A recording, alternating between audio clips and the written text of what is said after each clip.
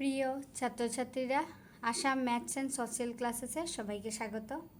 আগের ভিডিওতে আমি জনগোষ্ঠী এবং ভাষিক বৈচিত্র্যের মধ্যে বিভিন্ন জনগোষ্ঠীর কী করে আগমন হয়েছিল তা নিয়ে আলোচনা করেছিলাম। যেমন প্রথমে কোন জনগোষ্ঠী?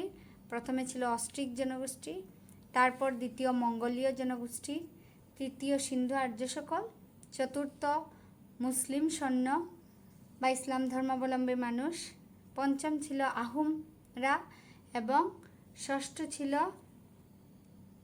কোচ রাজবংশীয় জনগোষ্ঠী। তো তাদের কি করে আগমন ভারতে হয়েছিল এবং কি করে তারা স্থায়ীভাবে অসমে বসবাস করে তা নিয়ে আলোচনা করেছিলাম। তো আজকে পরেরগুলা, যেমন কোচ রাজবংশীর পরে কারা অসমে আসেন? ব্রিটিশরা। কোচ রাজবংশীর পরে ব্রিটিশ শাসন অসমে শুরু হয়। তো 7 নম্বর কি ছিল? ব্রিটিশের আগমন।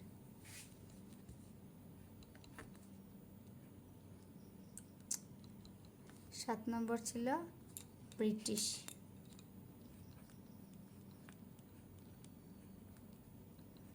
ব্রিটিশের আগমন।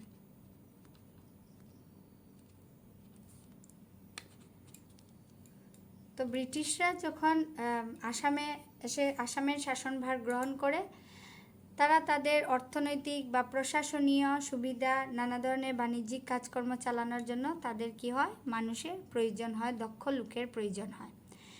এই দক্ষ লোকেরা তারা নিয়ে আসে কোথা থেকে? বঙ্গ, বিহার, উত্তরপ্রদেশ, রাজস্থান এইসব এলাকা থেকে বা এইসব জেলা থেকে, রাজ্য থেকে তারা দক্ষ লোক নিয়ে আসে। নেপাল থেকে কিছু নেপালি সম্প্রদায়ের লোককে তারা সৈন্যবাহিনীতে যোগদান করার জন্য নিয়ে আসে। পরেই নেপালি মানুষরা কি করে? তারা এই রাজ্যে এসে কৃষি, পশুপালন ইত্যাদি কাজে তাদের আত্মনিয়োগ করে এবং এখানে স্থায়ীভাবে বসবাস করে। তারপর ব্রিটিশরা আসামে চা চাষ স্টার্ট করে। চা বাগানের কাজ করার জন্য তাদের কি হয়? লোকের প্রয়োজন হয়। এবং তারা এখানে কি দেখে যে আসামের মানুষরা যারা, তারা চা বাগানে খুব বেশি আগ্রহী নয়, চা বাগানে কাজ করতে খুব আগ্রহী নয়। তখন তারা কি করে? ঝাড়খণ্ড, উড়িষ্যা থেকে হাজার হাজার লোক বা হাজার হাজার শ্রমিকদের নিয়ে আসে। তাদেরকে কি বলা হয়? চা জনজাতি। এখন আমরা এদেরকে কি জানি? চা জনজাতি, যাদেরকে কারা? ব্রিটিশরা নিয়ে আসে কোথা থেকে? ঝাড়খণ্ড, বিহার এইগুলা রাজ্য থেকে, ঝাড়খণ্ড, বিহার, ছত্তিশগড় এইসব রাজ্য থেকে তাদের নিয়ে আসে চা চাষ করবার জন্য এবং তাদেরকে এখন আমরা চা জনজাতি নামেই চিনি। তারা শুধু কি করে? চা বাগানেই কাজ করে না, বরং তারা এইখানের আসামের যে সংস্কৃতি, অর্থনীতি, সমাজে তারা গুরুত্বপূর্ণ অবদান রেখে গেছে এই চা শ্রমিকগণ। যে চা জনজাতির লোকেরার ভাষা ছিল মুন্ডারি ভাষী। তারা অস্ট্রিক জনগোষ্ঠীর লোক। চা শ্রমিকরা বা চা জনজাতিরা ছিলেন অস্ট্রিক জনগোষ্ঠীর লোক। অস্ট্রিক জনগোষ্ঠীর লোক।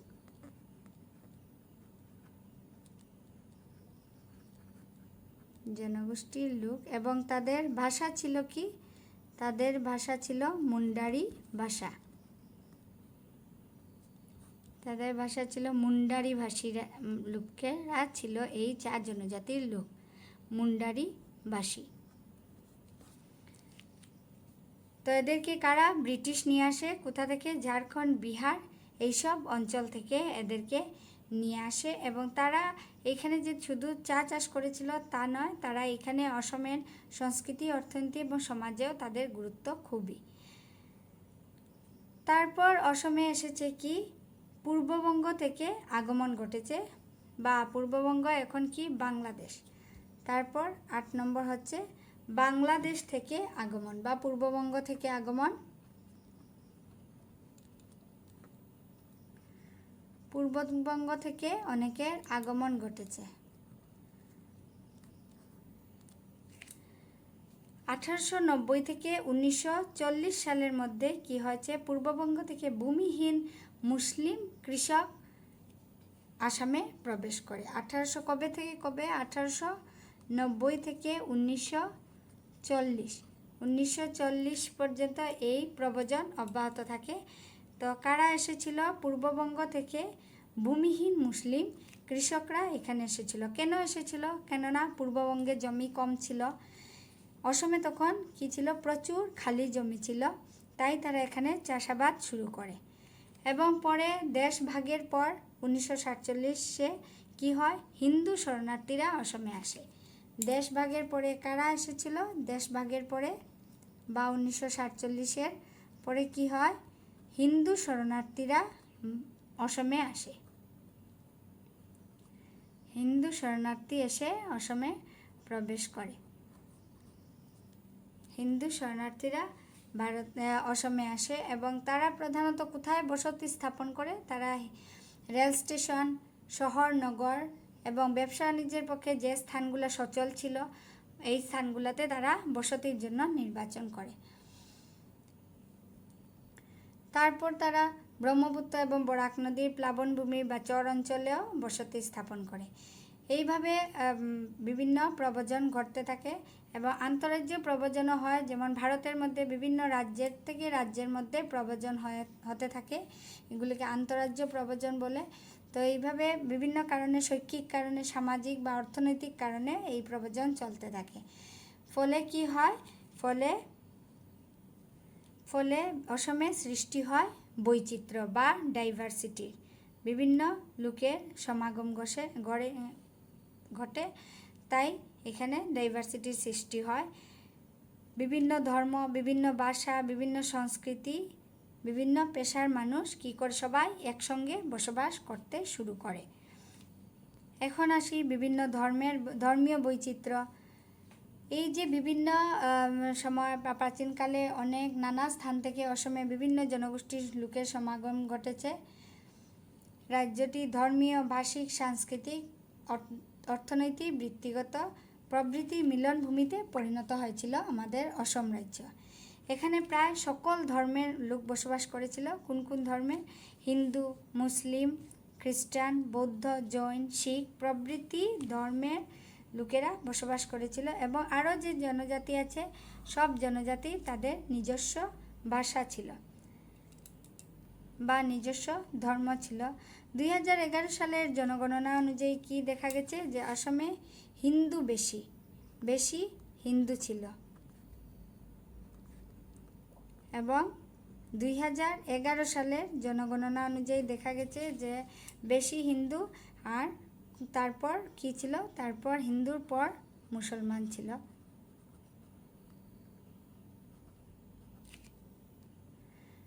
ভারতীয় লোকগণনার তথ্য অনুসারে 1991 সালে দেখা গেছে 1991 সালে দেখা গেছে অসমের মোট জনসংখ্যার মধ্যে 66.13% কি ছিল? হিন্দু সম্প্রদায়ের লোক।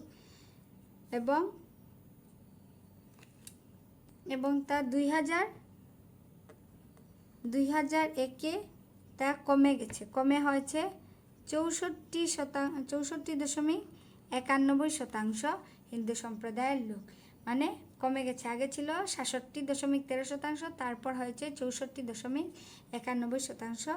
ঠিক তার বিপরীতে 1991-এ মুসলমান সম্প্রদায়ের লোক দেখা গেছে মোট জনসংখ্যার ছিল 28.43%, কিন্তু 2001 সালে তা বৃদ্ধি পেয়েছে এবং বৃদ্ধি পেয়ে হয়েছে 30.94%।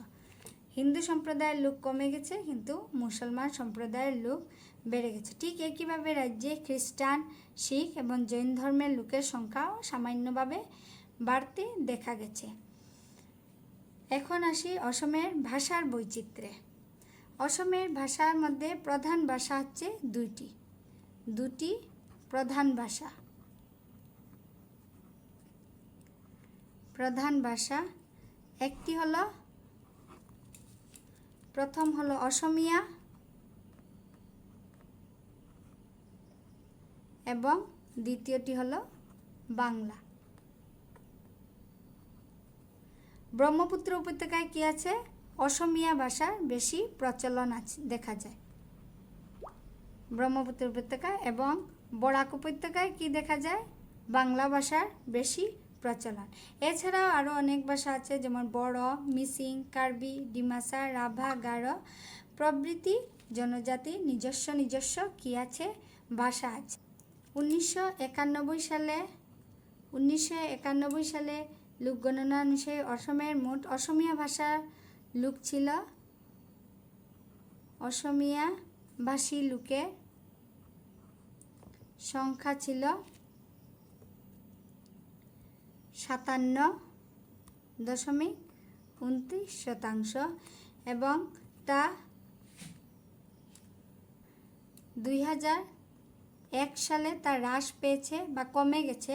কমে হয়েছে কি 53.08% অসমীয়া ভাষার লোক। ঠিক একইভাবে 1991 সালে বাংলাভাষী লোক ছিল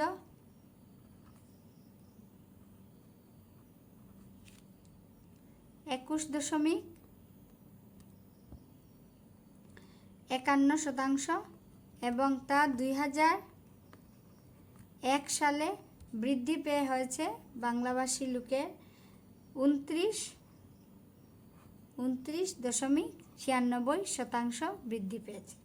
অসমীয়া ভাষী প্রথম বেশি ছিল, তারপরে কমে গেছে।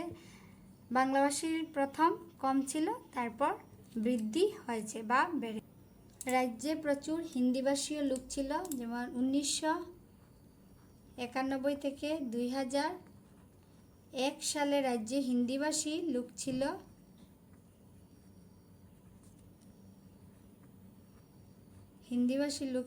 3.43% এবং তারপরে বৃদ্ধি পেয়ে হয়েছে 6.40% বৃদ্ধি পেয়েছে। এছাড়া নেপালি ভাষী লোক বসবাস করে 2.30% নেপালি ভাষী লোকও বসবাস করে। এই লোক সকল অন্যান্য জেলায় ছড়িয়ে আছে। অসমের অন্যান্য ভাষা যেগুলো আছে বড়ো, মিসিং, কার্বি, ডিমা হাসা ও গারো প্রভৃতি হচ্ছে বিভিন্ন অনুসূচিভুক্ত ভাষা নয়। এগুলা এই ভাষাগুলি কি ওদের নিজস্ব যারা অঞ্চলভেদে ভিন্ন ভিন্ন জাতি বা জনগোষ্ঠীর নিজস্ব ভাষা হচ্ছে এইগুলা বড়ো, মিসিং, কার্বি, গারো এইগুলো। তো এইভাবে নানা ভাষাভাষী লোকের বাসভূমি অসমে ভাষিক বৈচিত্র্য স্পষ্টত পরিলক্ষিত হয়েছে। তো আমরা কি দেখতে পেলাম যে অসমে বিভিন্ন জনগোষ্ঠীর তো লোক ছিল, তার মাঝে বিভিন্ন ধর্মাবলম্বী লোক আছে, বিভিন্ন ভাষাভাষী লোক আছে। তো এইভাবে নানা বৈচিত্র্যে আমাদের অসম পুরা পরিপূর্ণ আছে। যেমন ভাষার দিক থেকে বৈচিত্র্য, ধর্মীয় বৈচিত্র্য, জনগোষ্ঠীর বৈচিত্র্য, ঠিক এইভাবে অঞ্চলভেদে পরিবেশেরও বিভিন্ন বৈচিত্র্য পরিলক্ষিত হয়। তো আজকের ভিডিওতে এতটুকুই। পরবর্তী ভিডিওতে আমি পরিবহন ব্যবস্থা নিয়ে আলোচনা করব। আজকের ভিডিওটি যদি ভালো লাগে তাহলে লাইক করবে, আমার চ্যানেলটিকে সাবস্ক্রাইব করতে ভুলবে না এবং আমার ভিডিওটি শেয়ার করবে। ধন্যবাদ।